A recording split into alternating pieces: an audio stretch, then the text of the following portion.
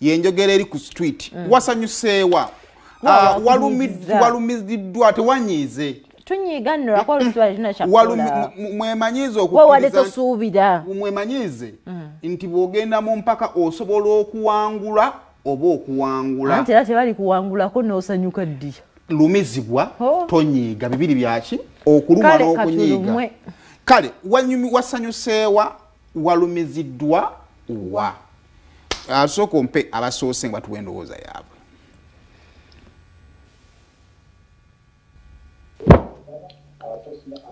Saimo malamusizaako nnyo mwebali tuweereza amannya Kisitu Yasiini okusinziira Kawempe. Nze nno mu ndaba yange y'ebintu ndaba nga abantu babiri bentaddeko nnyo amaaso. Oweekitiibwa Medadi Lubega Sseggona tubadde tukyamwetaaga naddala mu kaseera kano. Honorable Joyce Baagala oyo naye tubadde tukyamwagala. Ndaba nga waliwo bakozemuko ku nsobi awo ey'okujja kw'abantu abo kaadi. Joyce Baagala tubadde tukyamwetaagira ddala. Simon Sadi yamwebale kutuweereza mikwano n'omulongo Nakato Christine. Kakati kaadi y'MTN eya mukyala Baagala balyose ne bagimuma abantu bakomplaininga nnyo. Complaining zisusse ku Baagala ate ali naaga nze ndaba nga atannatereera waali. Balyose ne bagiwa Nabbosa naye kaatwalemu emyaka. Saimo ne Shadia mwebale tuweereza mwebale kuweereza ggwanga. Bwenga nze kinsanyusizza kwe kubanga olunaku olwasookedde ddala nga pulezidenti waffe agenze Jjinja. Ekyamazima abantu bajjumbidde era babaddeyo bangi.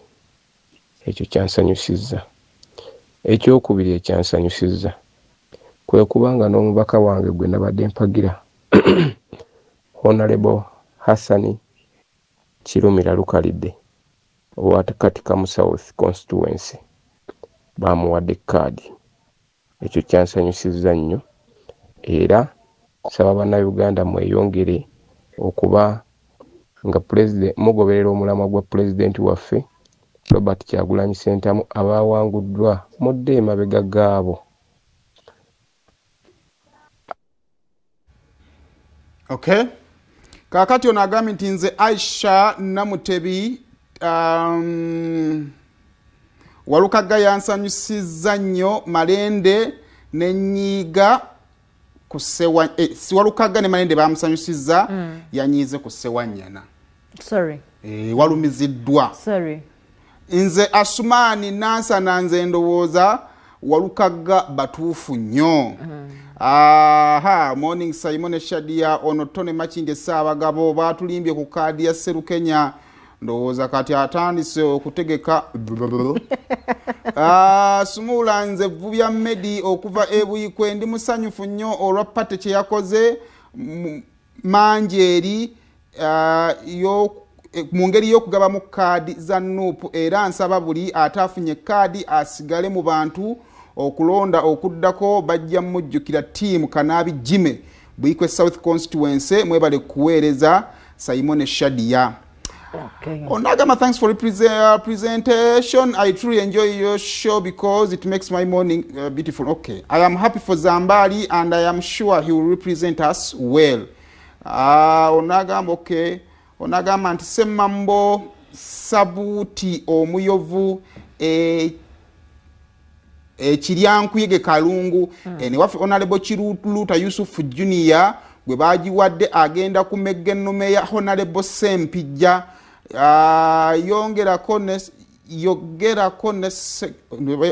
ku Sseggona yaga okay Ninga sina uli ayagamba nti nalumiddwa obutawa Honorable wange Ibrahim. Sebo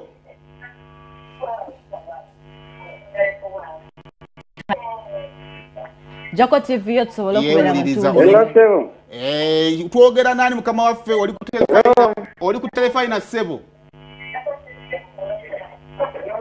Jako TV yotuuliziganye.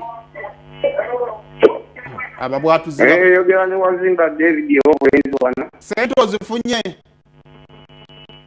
Nze nkuwulira. Kale oyo muwanguzi waffe wabwatula binga asoose emitwalo gye 10 agifunye nina emitwalo 20 nabategeezeza nti okugaba nange kwendiko olumu nange enkola ki kati lugaba nguzo oba ontegeera badde nkyayogera ku honorable big guy nalumiddwa bantu mmwe badde oyagala kukola ki kale kaakati twongere ku balala batugenda ndowooza zaffe nga tumaliza ensonga eno mu dakiika 3 mu dakiika 3 twongere abaweereza message. Simon Shadia onose bugenye Soweidi okusinzira eno kasawo mu constituency ye Nakifuma. Anza alhamdulillah kasita kiwanuka yazze Sulaimani naye mpozi n'ekirala omukulembeze waffe bafunye mu convoy ye accident yawo ku Bandali nga wakafuluma Nakifuma. Bafunye accident basi ye n'ekosebwa era bafunyemu n'obuzibu abamu bakoseddwa naye nga alhamdulillah fe Sulaimani Kasa yazze waffe simbu abadde tali nga ne mu parliament talabika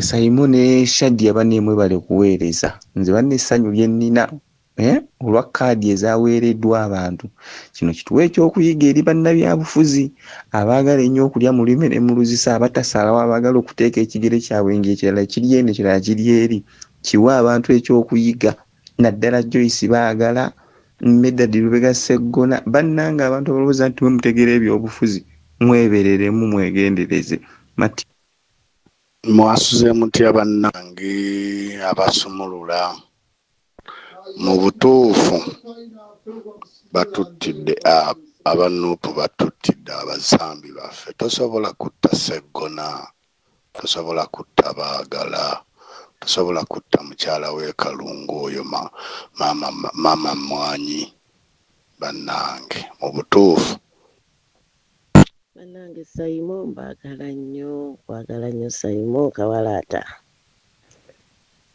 ne Shadia mwe balotuweereza bannaye awasinze okunsanyusa ennyo Walukagga musajja mukozi nnyo Walukagga oyo yansanyusiza n'Ashame mu Malende naye yansanyusiza muddi za kaadi ye ate nenyiigamu ewa Ssewanyana ninga yanyize amanya Simon Shadia mwasuze mutya mwebale kuweereza nze Hamdan Enansana nze nno buli kimu Nuupu kyakoze kirungi era tewaliwo nawamu we yakoze ensobi ate bane bwe yandiwadde Museveni kaadi nandimuwadde akalulu nze wali ambulera nja kutiikinga butiikinzi terina nsobi gye yakoze mwebale kuweereza